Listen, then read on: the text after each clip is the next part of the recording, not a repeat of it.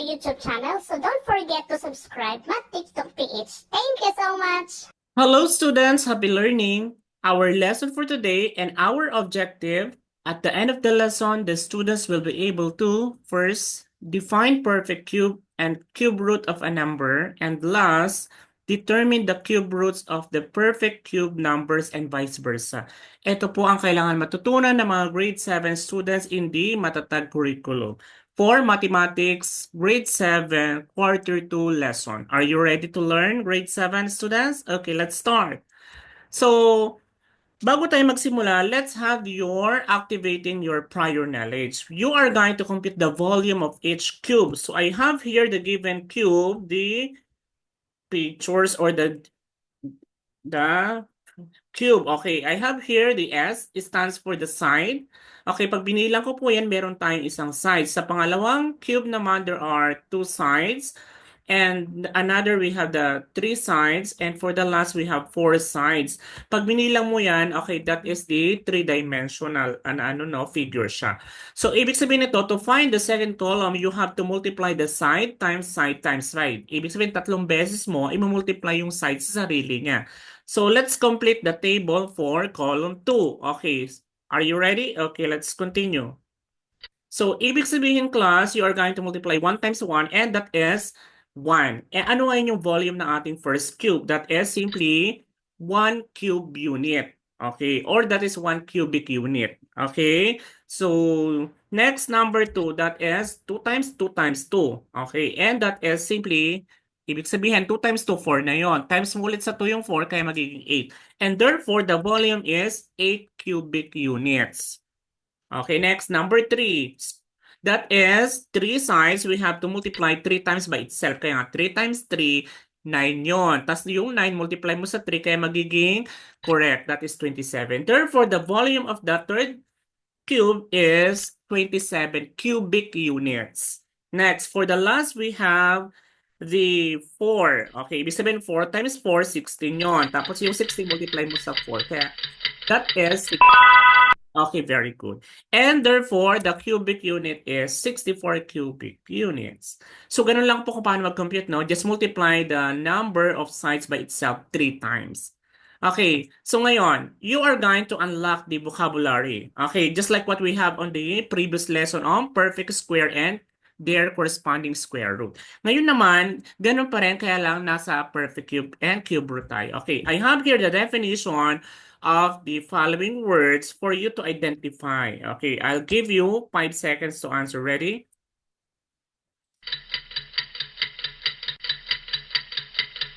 Okay, let's start. So the number one answer that is correct. That is perfect cube. Pag sinabi perfect cube, the number of cube units that can form a cube. Okay. Next, number 2, the correct answer is yes, very good, radicand. Remember last video lesson, yung radicand po, yung number or expression na nasa loob ng radical symbol mo. So it's the number you want to find the root. Okay. Next, number 3, your answer is very good, correct. Cube root. Ibig sabihin, cube root of the volume of the perfect cube is the length of the side of the cube. Yun yung ginawa natin kanina, di ba? Yung ating cube, minumultiply natin yung kanyang side by 3 times by itself. Okay? So, ibig sabihin, yun na yung cube root natin doon. Okay, next we have number 4. That is very good. That is exponential form. Ito yung paraan natin para ma-multiply yung sarili niya by itself more than once. Kaya cube, ibig sabihin multiply mo 3 times yung kanyang side. Okay, so with that, let's have the recall, the parts of radical. So kung napapansin natin, di ba, naituro na ito doon sa perfect square and square root. Ganun din, but this time we focus on perfect cube and their corresponding cube root. Okay, let's have this. Ang tawag po dyan is the radical sign.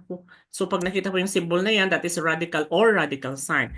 And this is the number or expression inside doon sa radical sign. Ang tawag naman po dyan is radicand. Pag sinabing radicand, that is simply a number or expression under the radical sign. Yun yung nasa loob. Okay, and of course, this is the n. Ibig sabihin yan, yun yung index natin. What does it mean? When we say index, defines the root. Index to be taken. Kumbaga pang ilan ba yung root na kukunin natin? Okay, if index is not shown, it is simply implied that is 2. Since nasa cube root tayo, so automatic the index is 3. Okay, pag wala lang nakalagay, square root yon. Since tapos na po tayo sa square root, yun yung last natin, pwede nyo balikan yon para makita nyo, ito pala yung connection. Okay, so now, let's have the perfect cube and cube root. Let's have example. I have here the 2 times 2 times 2, just like what we have on the cube. So, ibig sabihin yan, pwede natin i-represent gamit ang exponential, di ba? Okay, when we say exponential, meron tayong base, yun yung number ng side, yun yung 2 na minumultiply mo ng 3 beses. Kaya nagkaroon po ng exponent. Yun yung 3. Ibig sabihin ng exponent indicates how many times you multiply the base by itself. Okay, kaya nga cube 3. Multiply mo 3 sa sarili niya. Okay, next, we have to get the 8. Ibig sabihin po, yung 8 na yan is a perfect cube of 2. Okay, pag kinuha ko naman yung 8 na yan, nilagyan ko ng radical sign at nilagyan ko ng index na 3. Pag binasa ko po yan, this is simply read as cube root of 8. Ibig sabihin nito, when we say cube root of 8, ano yung number na pag binultiply mo sa sarili niya ng 3 beses, makukuha mo yung 8. So, ibig sabihin nito, start ka ng 0. 0 times 0, 0, o 0 pa rin. 1 times 1 times 1, 1 pa rin. 2 times 2 times 2, 8. O, ibig sabihin, the cube root is simply 2. Kung mapapansin mo, di ba yung example natin, yung 2 times 2 times 2, yun na yun yung cube root mo, kung saan minumultiply mo. Kaya nga, cube root is simply the reverse process of the perfect cube. Okay, therefore, 2 is a cube root of 8. Next, example number 2.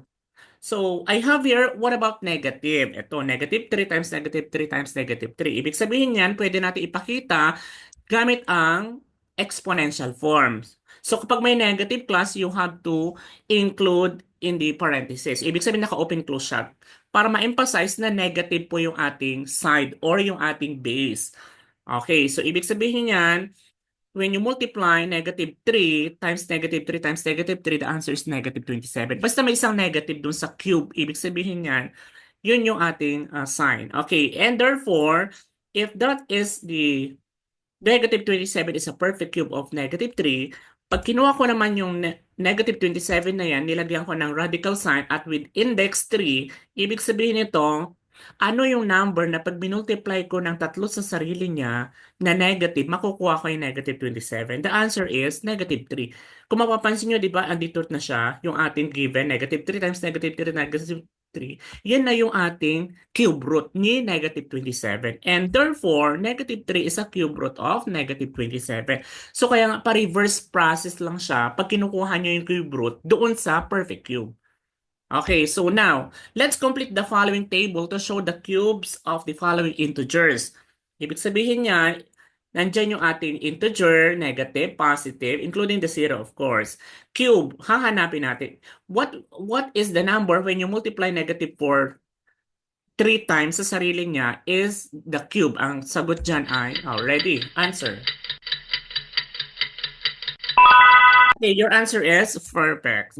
Negative 64. Okay, remember, negative 4, multiply mo. Okay, times negative 4 ulit, kaya negative 64. Next, we have, that is, okay, very good. Negative 27, next, negative 8, next, negative 1, 0. O, take note kapag negative 1, syempre, ang kanyang perfect cube, negative 1 pa rin. Pag 0, 0 pa rin yan. Kasi nga, 0 times 0 times 0, 0 pa rin yun. Kaya nga, same lang yung kanilang number sa given. Okay, next we have 1. Syempre, 1 pa rin yung ating perfect cube. And 2, that is 8. 3 is 27. 4 is 64. And 5 is 125. Okay, kaya 5 times 5, 25 yun. Times 5 ulit, kaya 125. Next, another. Or sige, can you continue to... Okay, next, negative 8, that is correct. Negative 512. Negative 7, that is negative 43. Negative 343. And negative 6 is negative 216. Negative 5 is negative 125. 6 is 216. Remember, this is positive, kaya don't be confused on the sign, 7, that is 343. 8 is 512.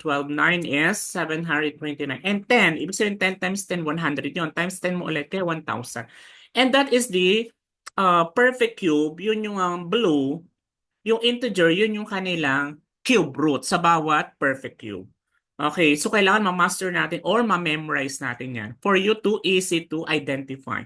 Okay, next, you are going to complete the table by getting the exponential form. Pag sinabi exponential, remember a number that when multiplied by itself. Okay, perfect cube at yung cube root. Okay, I have your example muna, 1 times 1 times 1, and that is expressed as 1 cube. Pag binasa ko, cube kasi nga 3 times mo multiply yung 1 sa sarili niya. And therefore, that is the perfect cube is simply 1. Next, ano yung cube root niya? Siyempre, yung minultiply mo doon sa exponential form na number, yun na rin yun. Lalagay mo lang siya ng radical sign with the index 3. Yung 3 kasi dyan, yun yung exponent mo. Ibig sabihin nun, yun yung number ng times na minultiply mo yung 1 sa sarili niya.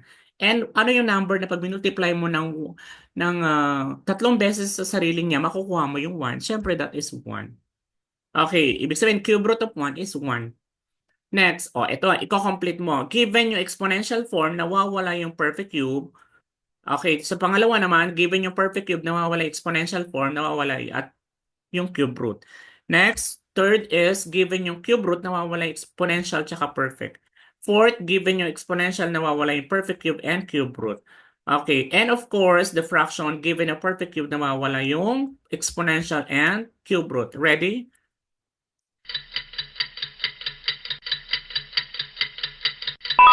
Okay, time's up. Let's check your answer. For negative 2 times negative 2 times negative 2, that is, the perfect cube is simply negative 8.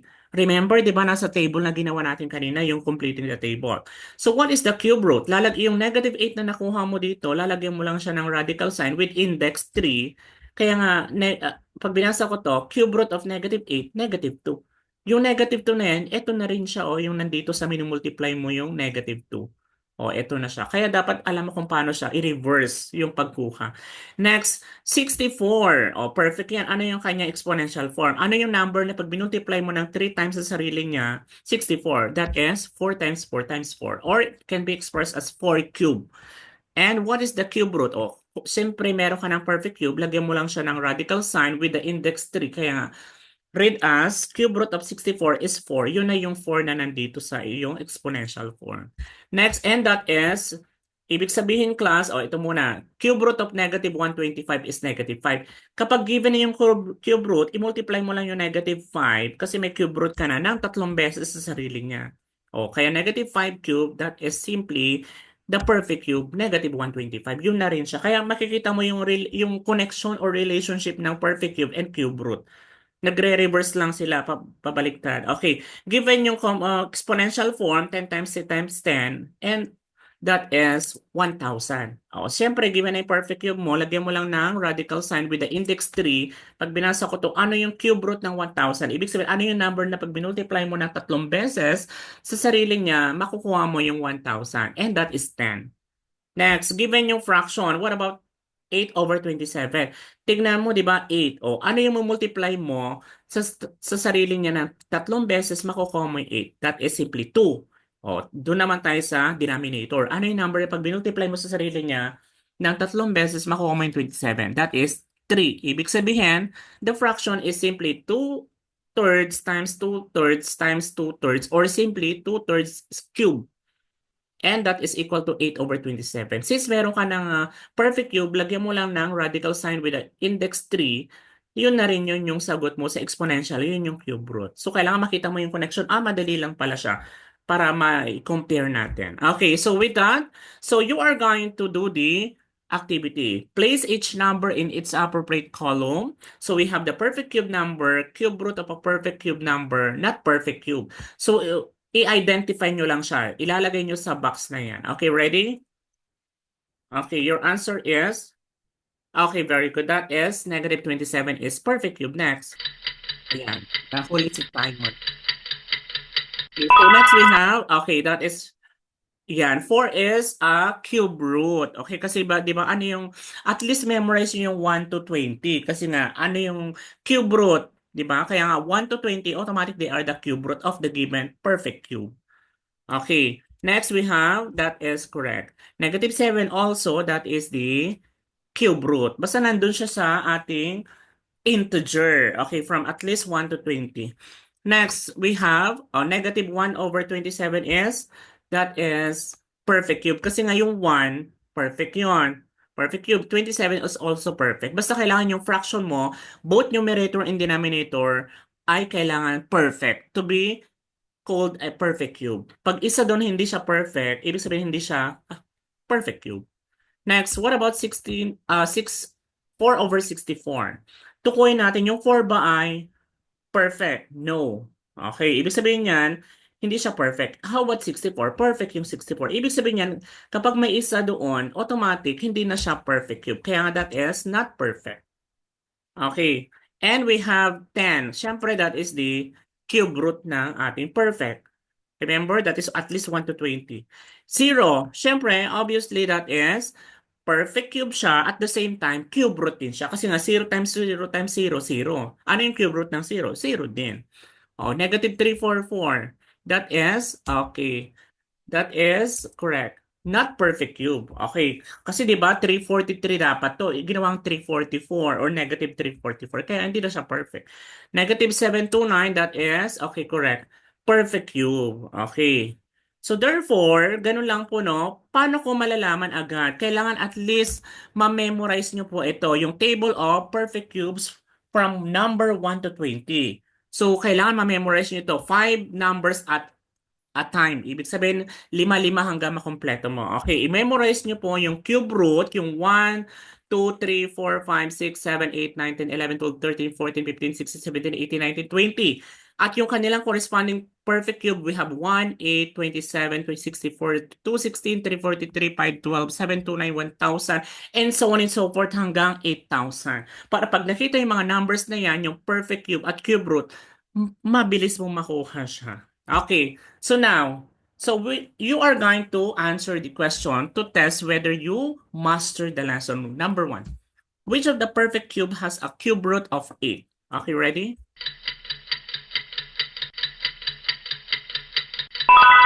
Check, your answer is, okay, very good. That is, cube root of 512 is simply 8. Ibig sabihin, 8 times 8, 64 times 8, kaya that is 512. And that is the cube root of 512 is 8. Okay, check natin doon sa ating table. O, di ba? Yung 512, nandoon siya. Yung 8, yung kanyang cube root. Kaya dapat master nyo yung ating table of perfect cubes. Okay, next. Number 2. Which of the following is not a perfect cube number? Okay, o, ibig sabihin, ano kaya? Check your answer. The answer is 345. Okay, bakit kaya siya? Kasi sumobra, remember, 343 dapat yan. So, ibig sabihin, kahit ang sekreto lang dyan, kailangan ma-memorize mo siya. Parang multiplication table lang to. Okay, so ibig sabihin yung 343 dapat yun. Kaya lang sinobrahan siya, kaya hindi na siya perfect cube.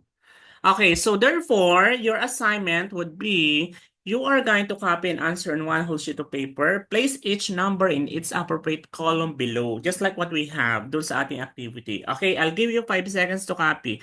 Ready? Okay, time's up. So therefore, okay, so happy learning activity.